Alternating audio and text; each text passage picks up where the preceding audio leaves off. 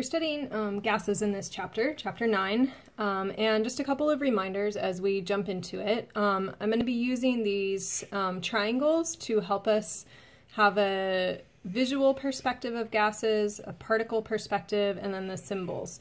So you'll see that triangle used throughout the notes today. There's an excellent simulation here at this website where you can see gas particles actually bouncing around. So that will really help with this particle perspective. And then just a couple quick algebraic reminders. We're going to be solving lots of equations for unknowns in this chapter. So remember, if we're, say, solving for v, that we can either just plug numbers into the equation, or we could rearrange to solve for v. That would be v equals nRT over p. So we can do that kind of arrangement before we plug numbers in.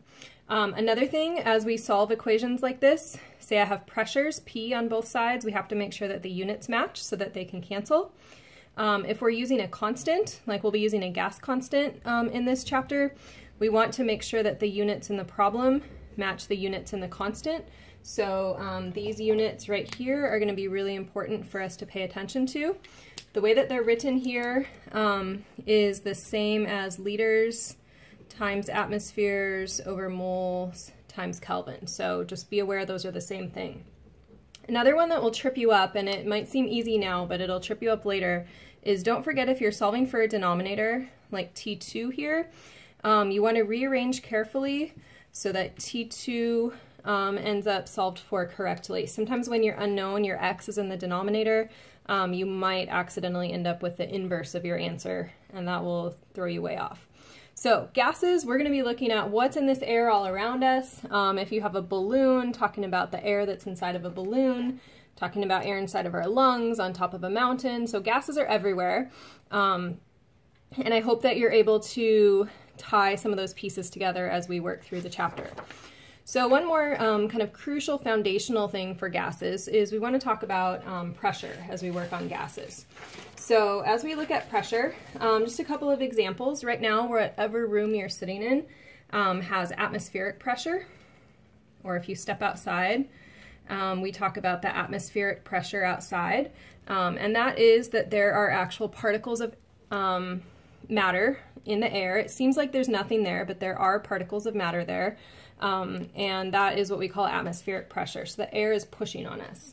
Another place you might hear about pressure, we talk about if you go up to the mountains, that there's low pressure in the mountains.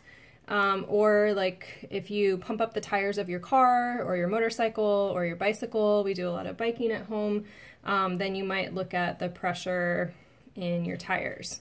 So those are just a few places that you might encounter pressure or know about it. Keep in mind also as we're working here that we're going to be focusing on gases or vapors like we talked about last chapter, where we have particles that are moving very quickly and bouncing off the walls of their container. All right, so that's just a little bit of real life connection to pressure. We're going to use this triangle now. So I've got here a balloon. Right, so this balloon is going to be heavily featured in our chapter here. So we could look at a balloon that has gas inside of it, and if we think about pressure, we can't really see particles here, but if I could think about the particles, you have to blow a balloon up, right? And so inside of the balloon are all kinds of moving gas particles that you blow into it, right? So I have moving gas particles inside of the balloon, and those are pushing from the inside out. And then we also have moving air particles on the outside. So these are also pushing here. So these are moving air particles. Oxygen molecules, nitrogen molecules, that sort of thing. And this would be the atmosphere, and this would be the gas that's inside. Because my balloon feels hard to the touch, or sort of hard, that means that there's a greater amount of pressure inside than there is on the outside. And you can tell that if you drive to the mountains or you go on an airplane ride. The pressure inside of all your shampoos and chip bags is greater than the pressure outside, and so it feels hard. So that's pressure. You want to be able to work on lots of different pressure units this chapter. So all of these are equivalent to each other, so I could put little equals all the way through. These are all what we would call standard atmospheric pressure. And so on a perfectly good weather day at sea level, this is the pressure that the air would be exerting on us. And so any of these can be used as conversions between each other. For example, I can take 1 atmosphere and I can convert to millimeters of mercury. That's actually a height of mercury that comes from barometers. So I can do conversions with these pressure units. One other thing to note here, these atmospheres, millimeters of mercury, and torr are all exact conversions. And so that means they're kind of like our metric system. You don't need to change your sig figs when you use these. So this is not one significant figure, it's like perfect infinite significant figures. When we talk about pressure, one last thing here, as we measure these, pressure is going to be the force per unit area. And you can see that in PSI maybe, which is our American unit for pressure in our tires. We talk about pounds per square inch. Square inch is maybe about this big. And so how many pounds of pressure am I pushing down with on that square inch? That's what we're talking about as one of our pounds of pressure per inch squared.